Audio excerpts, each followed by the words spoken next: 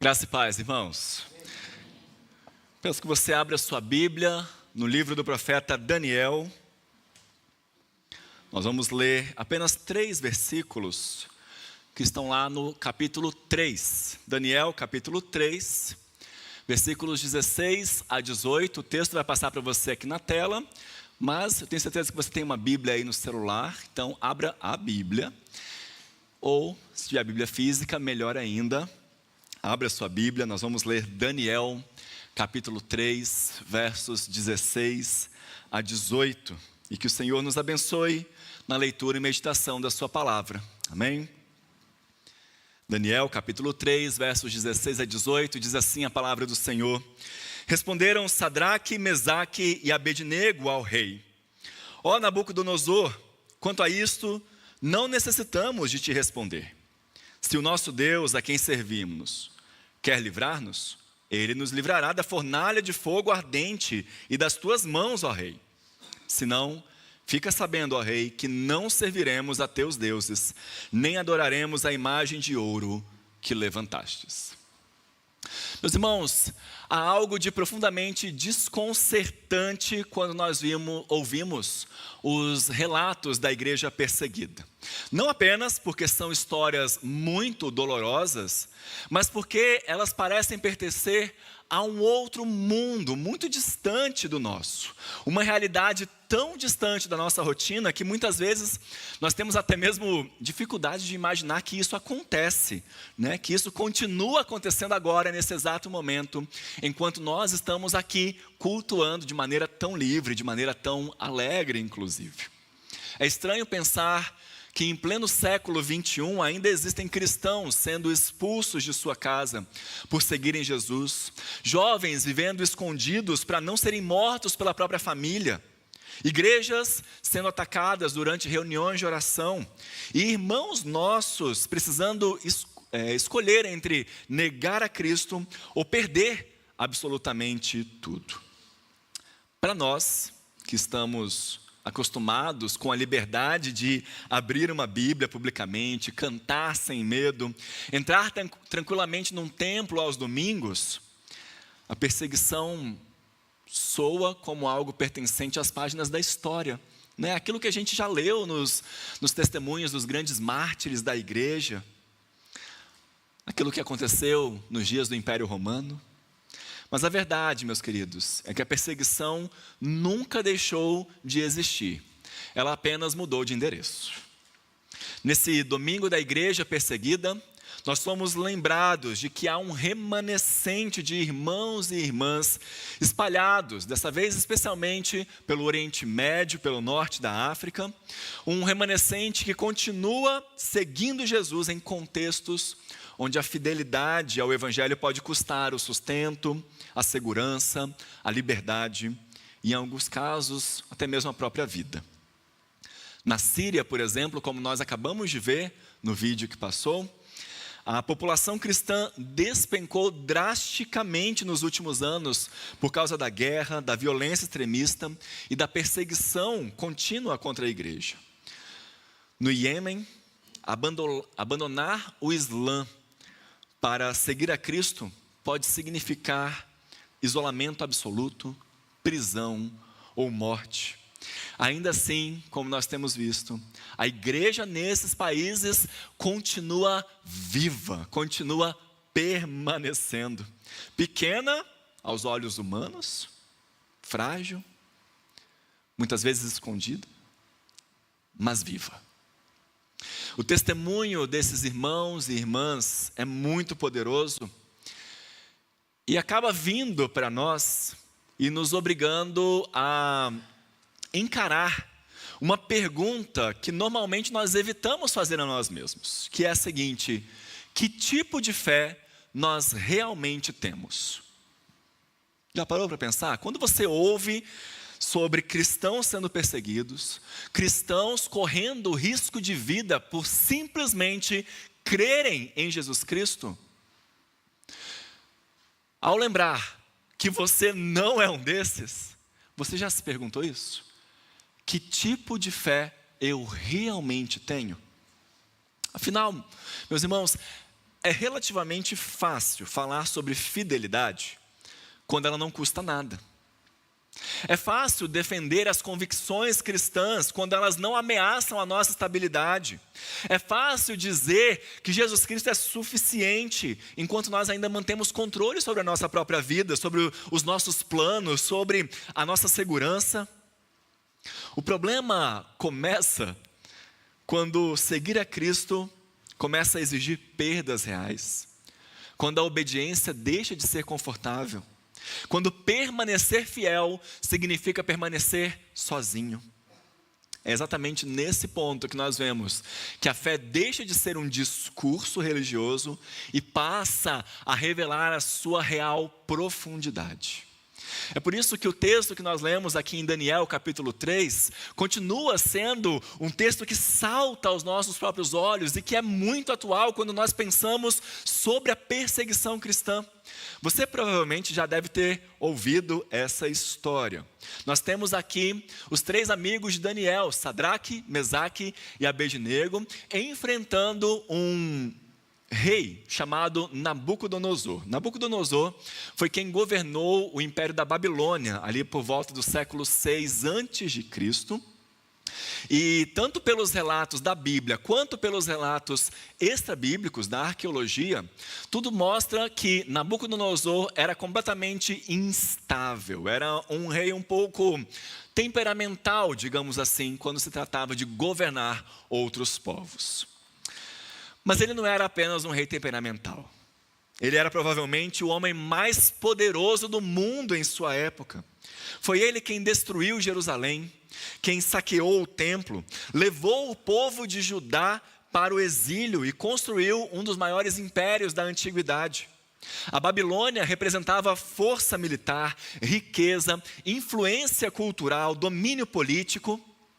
E agora, esse mesmo e grande rei decide construir uma grande estátua, uma grande imagem de ouro, uma imagem de 27 metros de altura e quase 3 metros de largura, e ordena que todos se prostrem diante dessa imagem.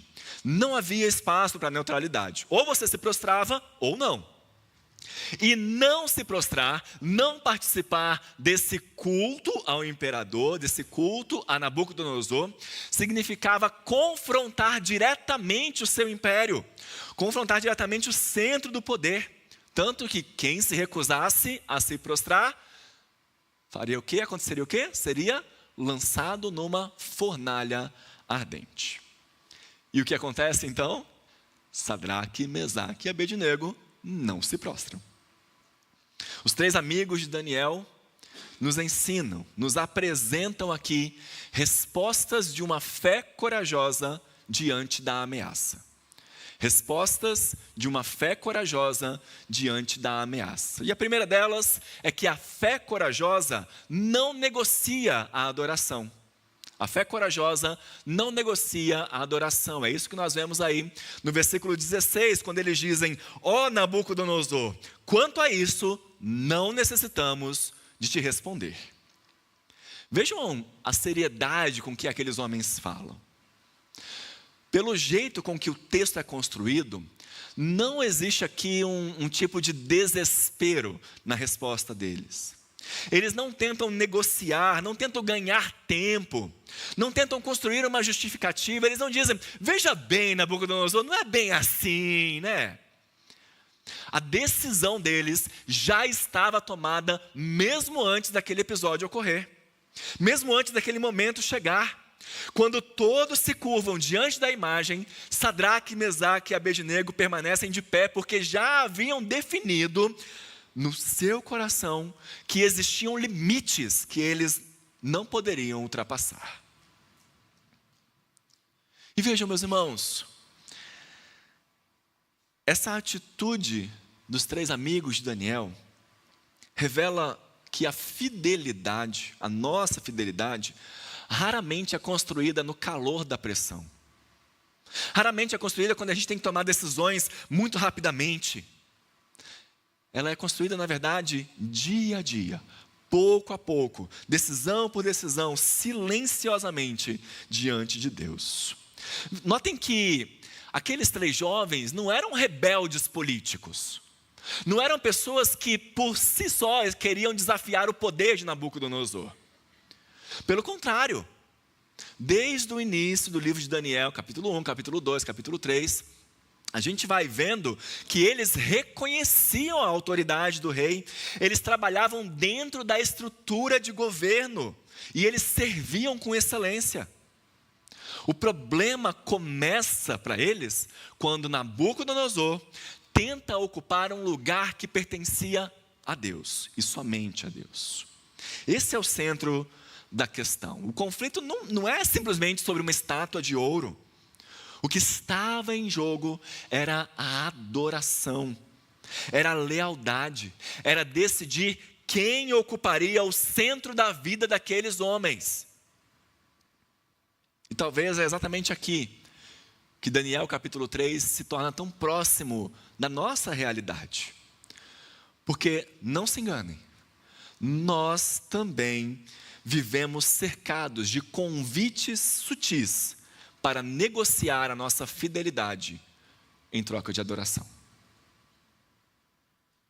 Às vezes, essa pressão aparece no ambiente profissional, quando você começa a perceber que para crescer na sua carreira, você talvez tenha que rir de algo que você acha muito errado. Você talvez tenha que praticar coisas desonestas, permanecer em silêncio diante de atitudes que claramente ferem os seus valores, os valores cristãos.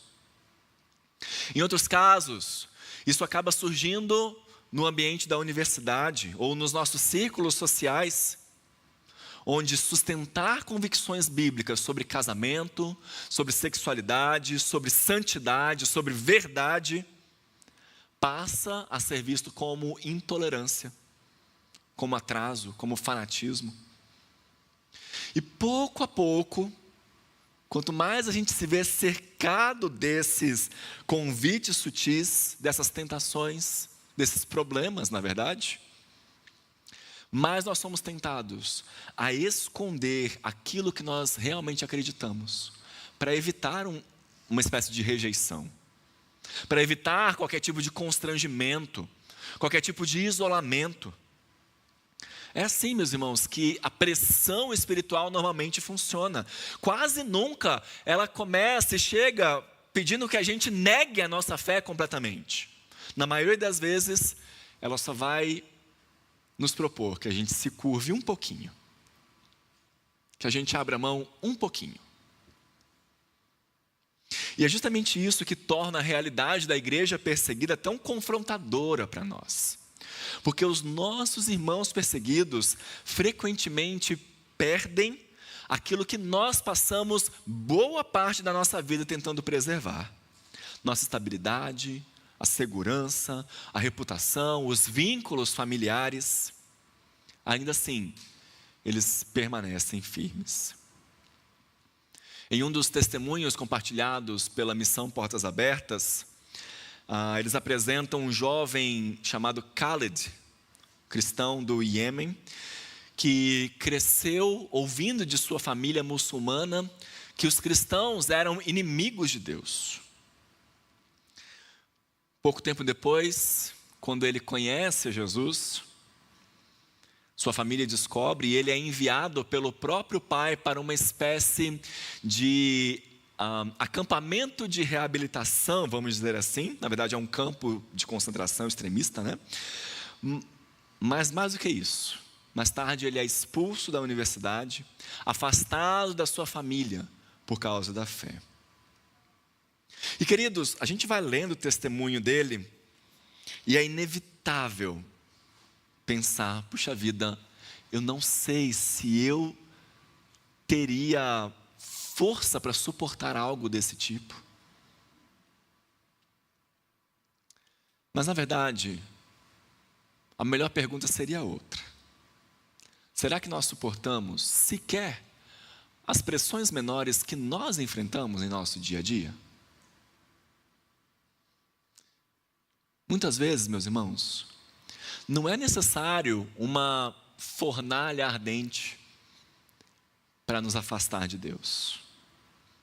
Às vezes, basta o medo de desagradar as pessoas. Basta o receio de parecer diferente. Basta o desejo de preservar o seu conforto, a sua aceitação. É isso que faz, pouco a pouco, nós nos curvarmos interiormente. Sadraque, Mesaque e Abednego entendem algo que nós frequentemente esquecemos. Existem momentos em que permanecer de pé diante de Deus nos custará algo. E quando esse momento chega, a pergunta que nós devemos fazer não é: o que será que eu vou perder então? Mas sim, quem realmente governa a minha vida? Quem realmente governa a sua vida? É por isso que aqueles 3 jovens permanecem firmes. Não porque eles fossem naturalmente mais fortes ou mais sábios do que outros jovens da sua época, mas porque eles haviam entendido que a glória de Deus era mais importante, valia mais do que a preservação da própria segurança. A fé corajosa, então, não negocia adoração. Em segundo lugar, nós vemos na resposta de Sadraque, Mesaque e Abednego que a fé corajosa confia no poder de Deus. A fé corajosa confia no poder de Deus. É o que nós vemos no versículo 17. Eles dizem: se o nosso Deus, a quem servimos, quer livrar-nos, Ele nos livrará da fornalha de fogo ardente e das tuas mãos, ó rei. Vejam, depois de afirmarem que eles não se curvariam diante daquela estátua, diante daquela imagem, aqueles jovens fazem uma declaração extraordinária sobre Deus. Eles até podem olhar para a fornalha, reconhecem que a ameaça de ir para ela é real, mas afirmam com absoluta convicção: o Deus a quem nós servimos é poderoso para nos livrar. Vejam, meus irmãos, que essa frase vai nos revelar onde é que os olhos de Sadraque, Mesaque e Abednego estavam fixados. Eles conheciam quanto poder tinha Nabucodonosor, quão tresloucado ele era, o que ele poderia fazer. Eles sabiam da crueldade do império, da autoridade do rei, da realidade da fornalha, mas eles confiavam ainda mais no poder do seu Deus. Eles conheciam ainda mais o Deus a quem serviam. E essa sempre foi a diferença do povo de Deus ao longo de toda a história da igreja, ao longo da história dos nossos mártires, ao longo da história da igreja perseguida. A fé bíblica, como nós temos dito aqui constantemente, não ignora o sofrimento, mas ela se recusa a acreditar que o sofrimento tenha a palavra final. Aqueles homens não eram inconsequentes, eles apenas tinham uma visão maior de Deus do que do seu próprio medo. Notem que a confiança deles também não está no quão eles eram corajosos. Eles não dizem: pode vir, pode lançar a gente na fornalha porque nós seremos fortes, pode lançar a gente na fornalha porque nós vamos suportar, pode lançar a gente na fornalha porque nós teremos capacidade. A segurança deles está inteiramente em Deus, o Deus a quem servimos. Essa é a base da esperança deles. Talvez, meus irmãos, essa confiança seja exatamente o que nós mais precisamos resgatar hoje em dia. Porque tantas e tantas vezes nós falamos sobre a fé tão voltada para o homem, tão centrada na nossa capacidade, que nós esquecemos que a verdadeira confiança cristã nasce da certeza da grandeza e do poder de Deus, não da nossa força emocional. Se dependesse da nossa força emocional, já era. A igreja perseguida nos mostra isso também o tempo todo. Um outro testemunho da missão Portas Abertas apresenta uma jovem cristã chamada Jenny, cristã lá na Síria. Ela conta que ela perdeu o pai durante um atentado terrorista. dentro de uma igreja lá em Damasco, no ano passado. Naquele domingo era para ela ir para o culto também, mas de última hora acabou chegando uma amiga que ela estava evangelizando, e ela decide então ficar em casa para ficar conversando com aquela amiga, tentando evangelizá-la, e o pai dela sai para ir para o culto. No meio da conversa vai, conversa vem, elas ouvem uma explosão, mas nem se atentam que aquilo poderia ser uma notícia ruim para elas. Algumas horas depois, ela descobre que durante o culto, aquela igreja foi bombardeada. Mas o que mais impressiona no testemunho de Jenny, não é apenas essa tragédia que ela enfrentou, mas a maneira como ela fala sobre a fidelidade de Deus no meio da dor. Ela conta como ela se sentiu amparada por Deus, ao ver irmãos de todo o mundo orando por ela, enviando cartas, dando a ela forças em meio ao luto. Ela conta como ela teve esperança ao lembrar de que o seu pai agora está com Cristo e que um dia eles vão se reencontrar. Isso vai nos lembrando também, meus irmãos, mais uma vez, de que a fé cristã não é a ausência de medo, não é a ausência de dor, a ausência de sofrimento. A fé cristã é a convicção de que, mesmo quando o fogo se acende ao nosso redor, Deus continua presente e sendo soberano. O grande milagre aqui de Daniel 3 não começa então quando o fogo perde a força. O grande milagre começa antes, quando aqueles homens conseguem confiar em Deus, mesmo olhando para aquela fornalha ardente, aberta diante deles. Até aqui então nós vimos que a fé corajosa não negocia a adoração e confia no poder de Deus. E em terceiro lugar, a fé corajosa obedece mesmo sem garantias. A fé corajosa obedece mesmo sem garantias. É o que nós vemos no versículo 18. Depois de afirmarem que Deus tinha poder para livrá-los, eles acrescentam algo impressionante. Veja aí. Deus pode livrar-nos. Se não, fica sabendo, ó rei, que não serviremos a teus deuses, nem adoraremos a imagem de ouro que levantastes. Meus irmãos, olha que fé complexa, que fé madura que eles tinham. Sadraque, Mesaque e Abednego sabiam que Deus pode agir, mas eles não tentam controlar como Deus deve agir. Eles não transformam a fidelidade numa espécie de barganha.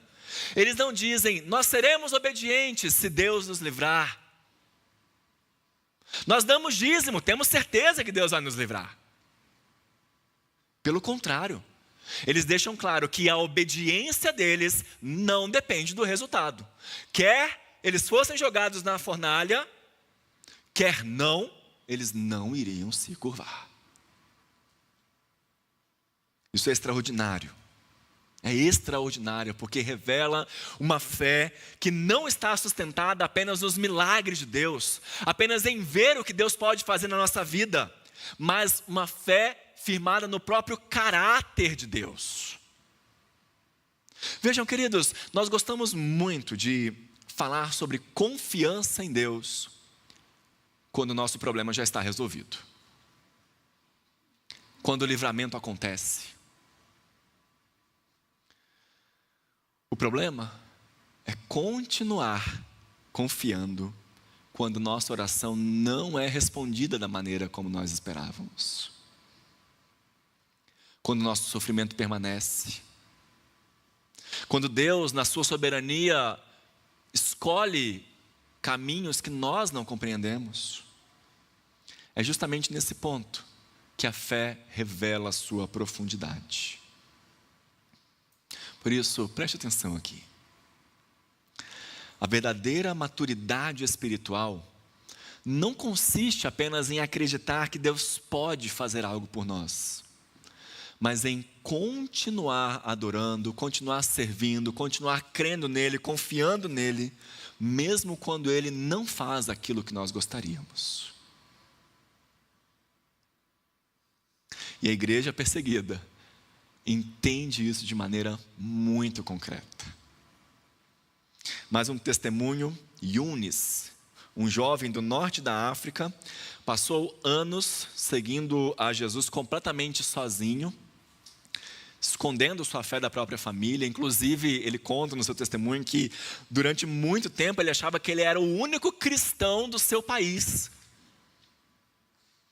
Mais tarde, ele encontra então uma pequena igreja doméstica, escondida,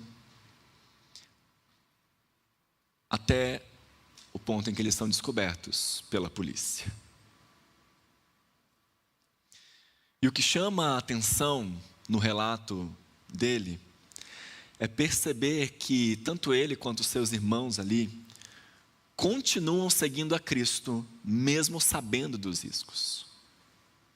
Eles sabem que eles podem perder os seus relacionamentos, sua segurança, sua liberdade, seu futuro. Ainda assim, permanecem firmes. Isso acontece porque a fé que eles têm, a esperança deles, não está nas circunstâncias, mas está em Jesus. No fim das contas, meus irmãos, a grande questão de Daniel capítulo 3 nunca foi apenas sobreviver à fornalha. A grande questão era quem aqueles homens continuariam adorando quando o fogo se aproximasse. E essa continua sendo a grande questão para nós também. Quem nós vamos continuar adorando quando os problemas chegarem? Quando a perseguição bater à nossa porta? Depois da resposta de Sadraque, Mesaque e Abednego, Nabucodonosor explode de fúria. O texto, depois você leia aí a partir do versículo 19, o texto vai dizer que o semblante do rei se alterou contra aqueles homens e que ele mandou a fornalha ser aquecida 7 vezes mais do que o normal. Humanamente falando, parecia tudo terminado. O império era forte demais, o fogo era forte, era intenso demais. Aqueles 3 homens pareciam pequenos demais diante daquela grande esfera de poder. E é aí que vem o plot twist da história. Porque Nabucodonosor tinha autoridade para aquecer a fornalha, mas não tinha autoridade sobre o fogo. O rei podia lançar aqueles homens nas chamas, mas não podia impedir Deus de caminhar com eles dentro delas. Aliás, eu queria abrir um parênteses para indicar para você um livro maravilhoso do pastor Tim Keller, Caminhando com Deus em meio à fornalha, né? Em meio ao sofrimento, que trata muito sobre esse texto aqui de Daniel capítulo 3, caminhando com Deus em meio ao sofrimento.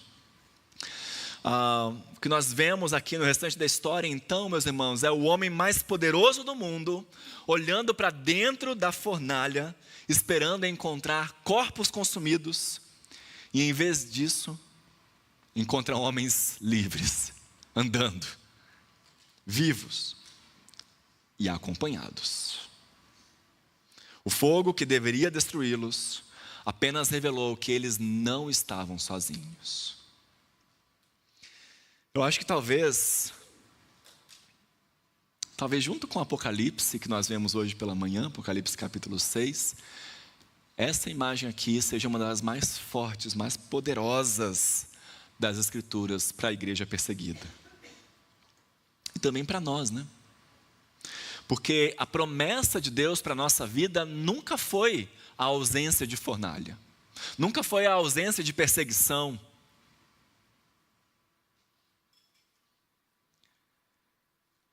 A sua promessa é a sua presença no meio delas, no meio dos momentos difíceis. Alguns irmãos nossos experimentam livramentos extraordinários. Outros passam pela prisão, pela dor, pela perda e até pela morte.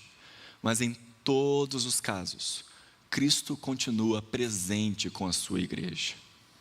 É exatamente isso que sustenta os nossos irmãos espalhados pelo mundo. Não a certeza de uma vida fácil, mas a convicção de que pertencem a Jesus na vida e na morte.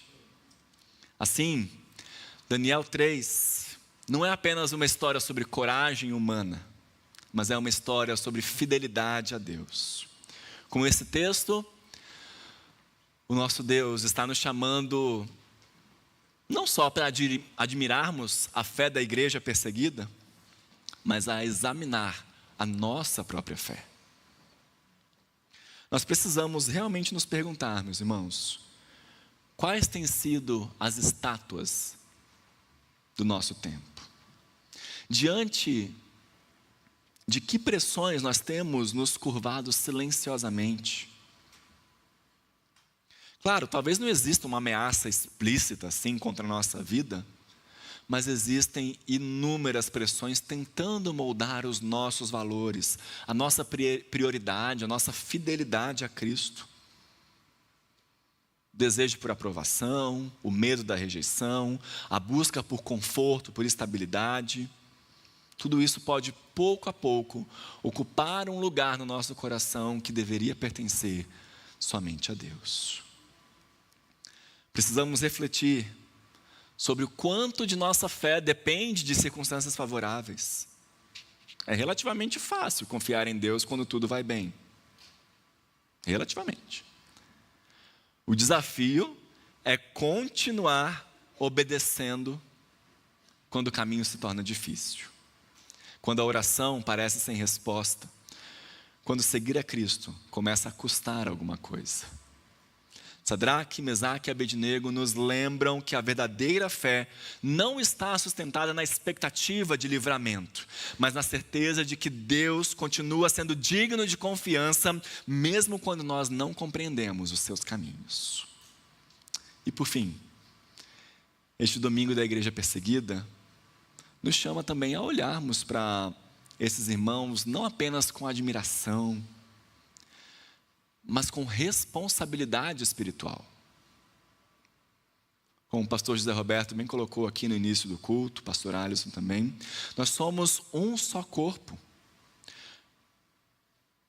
E segundo a própria Escritura, quando uma parte desse corpo sofre, todo o corpo sofre junto. Quando a igreja sofre em qualquer parte do mundo, toda a igreja sofre com ela.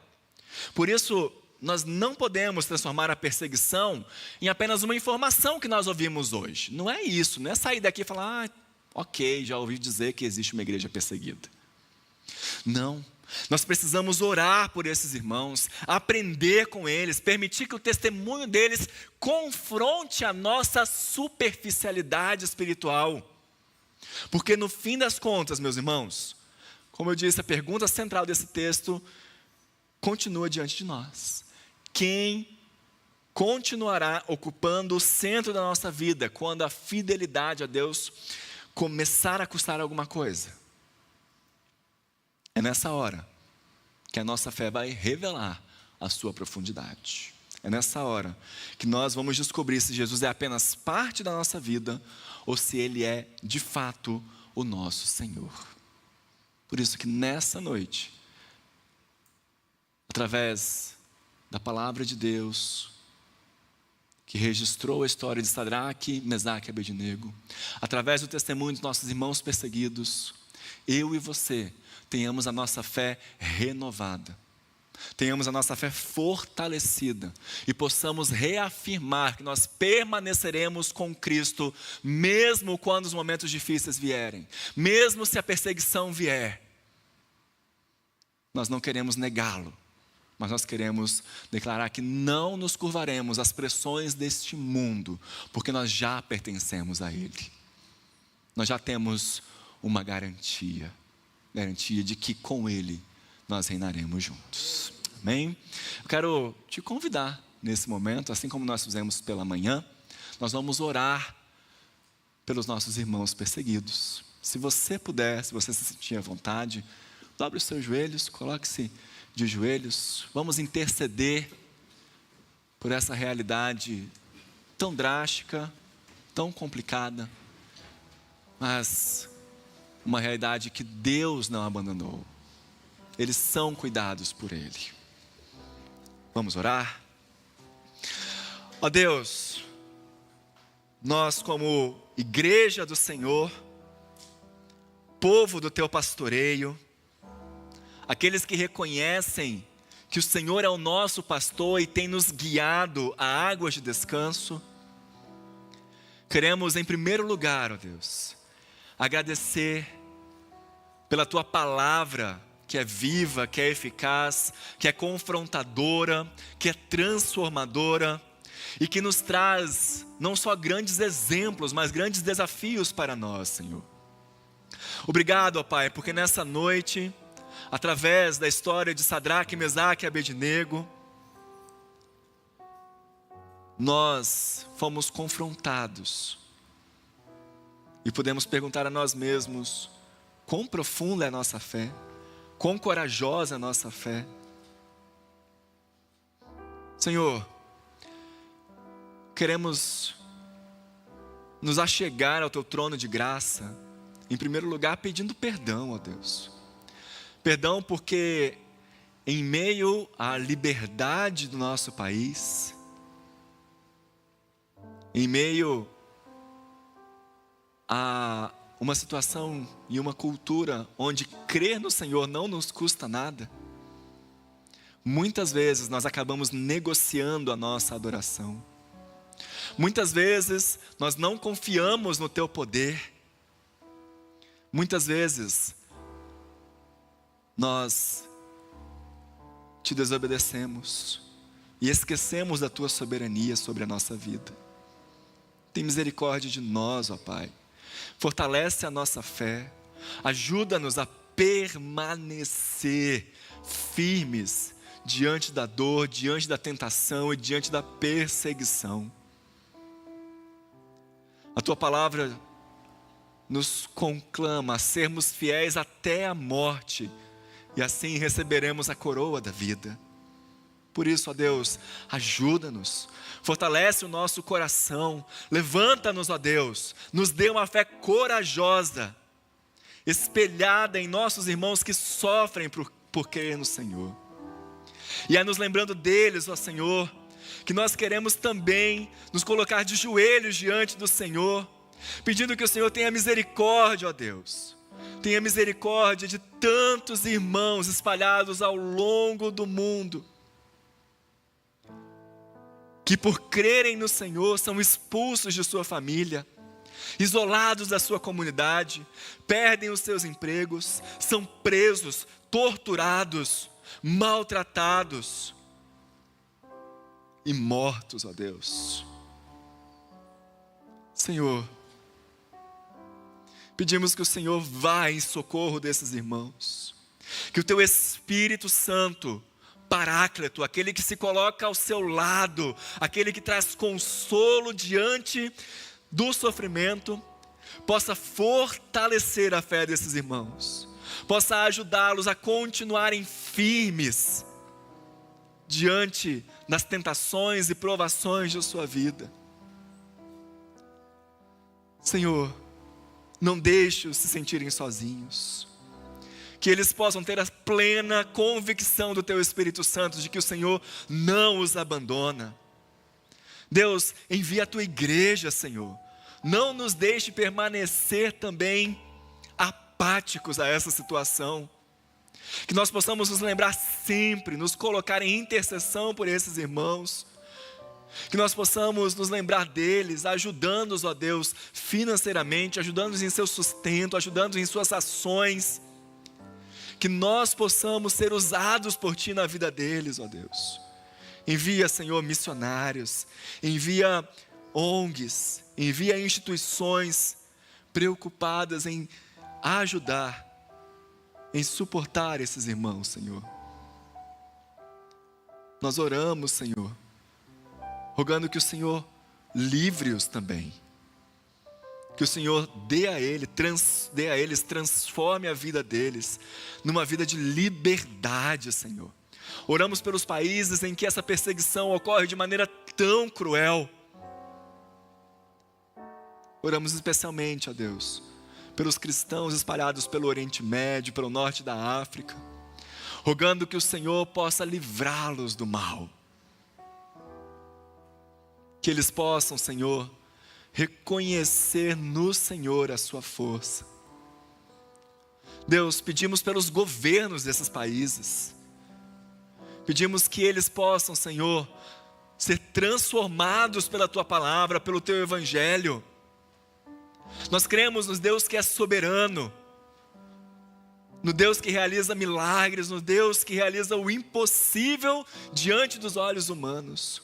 Por isso nós rogamos que o Senhor, ó Deus, se manifeste nesses países, que haja avivamento, que haja crescimento espiritual, que haja, ó Deus, expansão da Tua igreja, que haja abertura de olhos e corações para o Senhor, e que assim, ó Deus, boas notícias do Teu Evangelho cheguem nesses países e cheguem em nosso país também.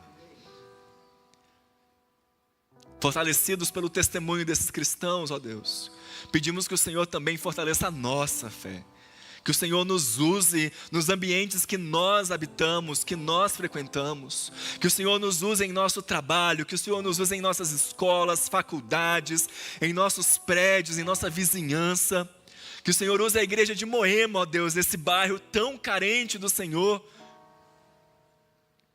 Levanta-nos, ó Deus, que nós possamos empunhar a nossa bandeira, a Tua palavra, e sermos instrumento do Senhor, sal e luz nessa terra, que possamos não nos envergonhar do Evangelho, lembrando que Ele é o testemunho, é verdadeira transformação, e a base da fé para todo aquele que crê. Por isso, usa-nos, Senhor. Acima de tudo, que em todo momento nós possamos espelhar, possamos não só nos lembrarmos de nossos queridos irmãos perseguidos, mas possamos olhar também para o autor e consumador da nossa fé, Jesus Cristo, que suportou todo tipo de aflição em nosso lugar, e assim, com o Senhor, reina soberano sobre todas as coisas.